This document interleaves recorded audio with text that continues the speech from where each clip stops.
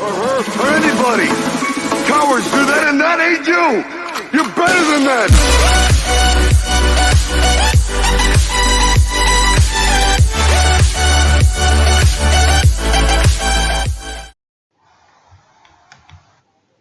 Assalamualaikum warahmatullahi wabarakatuh.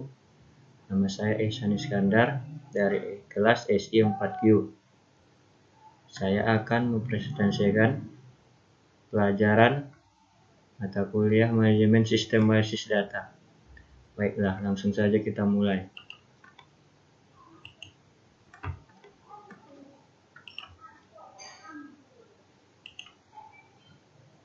Manajemen sistem basis data. Sistem manajemen basis data adalah merupakan sebuah tantangan keterpaduan yang terdiri atas sejumlah komponen-komponen fungsional komputer yang saling berhubungan secara bersama-sama, bertujuan untuk memenuhi suatu proses atau pekerjaan tertentu. Sistem ini merupakan gabungan antar basis data dan kumpulan program atau perangkat lunak (DBMS). Next. Definisi ERD. Diagram relasi entitas atau Entity Relationship. Diagram ERD adalah suatu diagram dalam bentuk gambar atau simbol yang mengidentifikasi tipe dari entitas di dalam suatu sistem yang diuraikan dalam data atau atributnya dan menjelaskan hubungan atau relasi di antara entitas tersebut. ERD merupakan model jaringan yang menggunakan susunan data yang disimpan dalam sistem secara abstrak. ERD berupa model data konseptual yang mempresentasikan data atau suatu organisasi. Next. Tujuan DBMS. 1. Seperti yang disinggung pada pengertian DBMS, Database Management System, yang mana berfungsi sebagai perangkat yang berguna untuk mengorganisasi sumber daya atau perusahaan. Maka berikut ini beberapa tujuan pengguna DBS pada jaringan komputer perusahaan. 2. Agar basis data dapat digunakan secara bersama. 3. Agar proses akses data lebih mudah dan cepat. 4. Untuk menghemat ruang penyimpanan data. 5. Membantu menjaga keamanan data. 6. Mencegah untuk menghilangkan duplikasi dan inkonsistensi data. 7. Menangani data dalam jumlah yang besar. Next, berikutnya. Kelebihan DBMS. Dapat mengendalikan pengulangan data. Memberikan data yang konsisten. Kemampuan mendapatkan informasi yang lebih banyak dan jumlah data yang sama. Pengguna dapat memakai data secara bersama-sama, memperbaiki integritas data, menjaga keamanan, membantu menetapkan standaritas perbandingan skala ekonomi, dapat menyeimbangkan konflik kebutuhan, mempercepat akses dan respon data, mempercepat produktivitas. Next. Kita lanjut kekurangan DBMS. Penggunaannya cukup kompleks. Kompleksitas DBMS mengakibatkan ukuran yang besar. Biaya DBMS tidak sama tergantung pada lingkungan dan fungsi yang disediakan. Ada tambahan biaya untuk hardware. Diperlukan biaya konversif untuk menggunakan DBMS yang baru. Umumnya, proses kinerja menurut seiring waktu. Performa yang menurun mengakibatkan kegagalan yang lebih besar. Next. Kemudian atribut. Atribut merupakan pendefinisian karakter dan keterangan yang mendapat sebuah entitas yang perlu disimpan dalam sebuah basis data. Atribut juga berfungsi sebagai penjelasan, memberikan informasi lebih rinci tentang jenis sebuah entitas. Untuk menggambarkan sebuah atribut, dapat menggunakan aturan sebagai berikut. Atribut dinyatakan dengan simbol elips. Nama atribut ditulis di dalam simbol elips tersebut.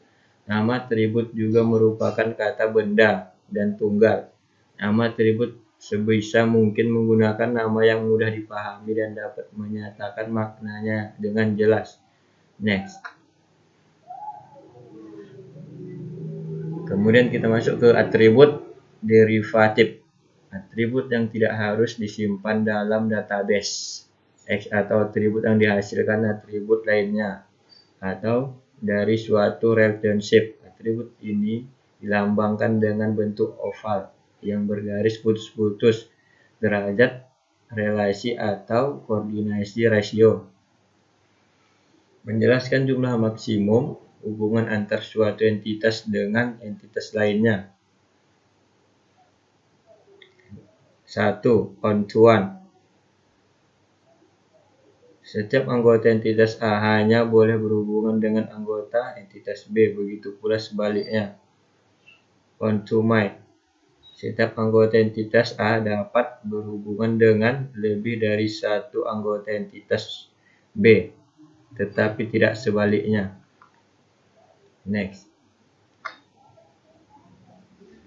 Kita lanjut ke atribut K. Atribut K adalah suatu gabungan dari beberapa atribut yang dapat mengadakan semua baris data dalam tabel secara unik. Dikatakan untuk jika pada atribut yang dijadikan K tidak boleh ada baris data dengan nilai yang sama. Next. Kita masuk ke entitas. Entitas adalah segala sesuatu yang dapat digambarkan oleh sebuah fakta.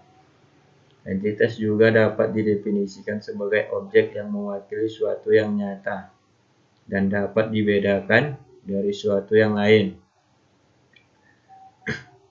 Objek dasar dapat berupa orang, benda, atau suatu hal yang keterangannya perlu disimpan dalam basis data.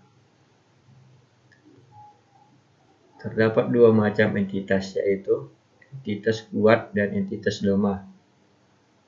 Entitas kuat merupakan suatu yang tidak memiliki ketergantungan akan entitas lain. Sedangkan entitas lemah merupakan entitas yang kemunculannya tergantung pada keberadaan entitas lain dalam sebuah relasi. Untuk menggambarkan sebuah entitas diperlukan aturan sebagai berikut. Entitas dinyatakan dengan simbol persegi panjang. Nama entitas ditulis dalam simbol persegi panjang tersebut. Nama entitas berupa kata benda, orang, dan tunggal. Nama entitas sebaiknya menggunakan nama yang mudah dipahami dan dapat menyatakan makna yang jelas. Next. Kita masuk ke relasi atau hubungan. Relasi menunjukkan sebuah hubungan di antara beberapa entitas yang berasal dari himpunan entitas yang berbeda. Aturan dalam penggambaran relasi adalah sebuah berikut. Relasi digambarkan dengan simbol belah ketupat. 1. Nama relasi ditulis di dalam simbol belah ketupat tersebut. 2. Relasi dapat berupa kata kerja aktif. Ketiga, nama relasi sebisa mungkin menggunakan nama yang mudah dipahami dan dapat dinyatakan maknanya dengan jelas. Next. Kita kembali ke diagram atau nomor KTP. Nama, alamat, jenis kelamin, dan gaji. Nomor KTP, nama, alamat, jenis kelamin. Nomor KTP, nama, alamat. Nomor KTP.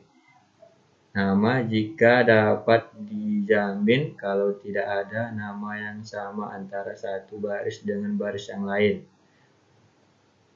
Nomor KTP, ya inilah diagramnya. Next. Baiklah, sekian dan terima kasih. Inilah hasil presentasi saya. Wabillahi taufiq wal hidayah. Wassalamualaikum warahmatullahi wabarakatuh.